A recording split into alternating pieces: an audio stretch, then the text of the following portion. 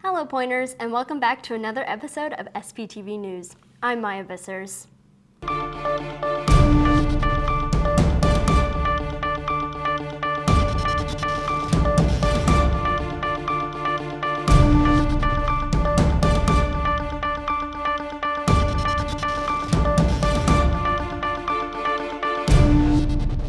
Google has finally been held accountable for their actions in crushing rising search engines and collecting your data for their use.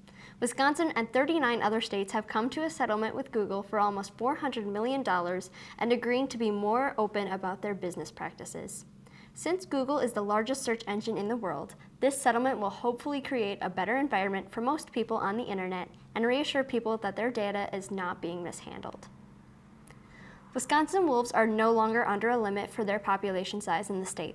The previously maximum of 350 wolves per hunting zone is instead being replaced. New limits with a more local focus on controlling the sizes will instead go into place. This new plan will bring up populations to one that is more sustainable and beneficial to Wisconsin's ecosystems. The Department of Natural Resources plans to enforce this change starting next year. The opioid crisis lawsuits rage on. The supercenter chain Walmart suggested a $3.1 billion legal settlement this past Tuesday in light of their involvement in the recent opioid crisis sweeping pharmacies across the nation. Many companies and retailers involved are currently or have already reached settlement agreements.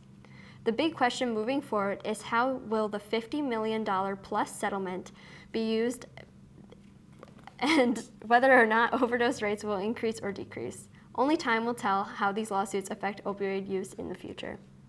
That's all the news I've got, so I'll hand it off to Lily Breitenfeld with SPTV's entertainment when we come back.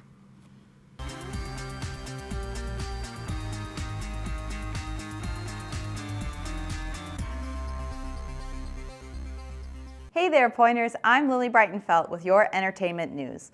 Come down to the Noel Fine Arts Center for a performance by the Wind Symphony. The program is called Dream Images and will premiere Akash Mittal's Salt March. The symphony will be performing Thursday the 17th and Monday the 21st at 7:30 p.m. You can get tickets online or at the door.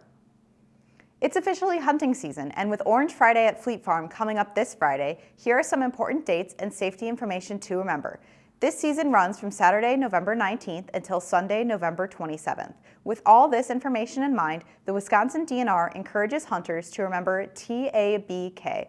T for treat every firearm as if it's loaded, A for always point the muzzle in a safe direction, B for be certain of your target and what's before and beyond it, K for keep your finger on the outside of your trigger guard until you are safe to shoot. Well, that's all I have this week. Now on to Will with your sports updates.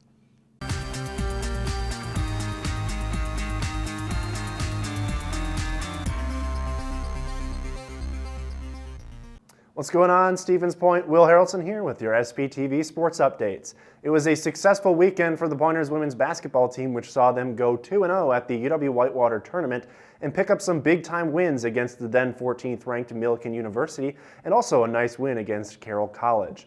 Now the Pointers have a 5-game homestand, which will see them play both conference and non-conference opponents up until December 3rd. After a 3-0 start, the Pointers are looking to continue their hot streak this week as they take on St. Norbert on Wednesday, November 16th, and North Central College on Saturday, November 19th. The Pointers men's hockey team's season thus far has been a strange one. With a record of 2-1-3, inconsistency is a word that can describe this team's season. After a year which saw the Pointers as one of the nation's top offensive and defensive teams, they have just really struggled to get and hold leads. In 4 of the Pointers' 6 games so far this season, they've had to play from behind. In the past 2 games against St. Mary's, Minnesota and St. Olaf, the Pointers have gotten out to early leads and never lost. Perhaps this is the Pointers finally playing to the offensive level that they are capable of. The Pointers will now begin conference play as they will take on UW Stout this Friday for the WIAC home opener, then hit the road to take on Northland College in Ashland on Saturday, November 19th. You can catch the Pointers broadcast here on Friday on SPTV starting at 6:55 p.m.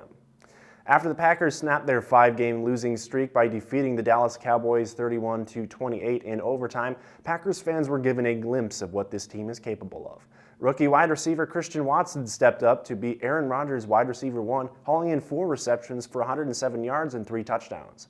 Aaron Jones had a great game as well, carrying the ball 24 times and racking up 138 yards and a touchdown. But let's not forget the reigning MVP himself, Aaron Rodgers. He went 14 for 20, throwing for 220 yards and 3 touchdowns. With 7 games left to go this season, the Packers will now enter the most important stretch of the year. Now the Packers have a chance to get more of that momentum back as they take on the Tennessee Titans on Thursday Night Football. You can catch the Packers game this Thursday on 7:50 on Prime Video. That's all for news this week. Remember to stay safe and have a great night.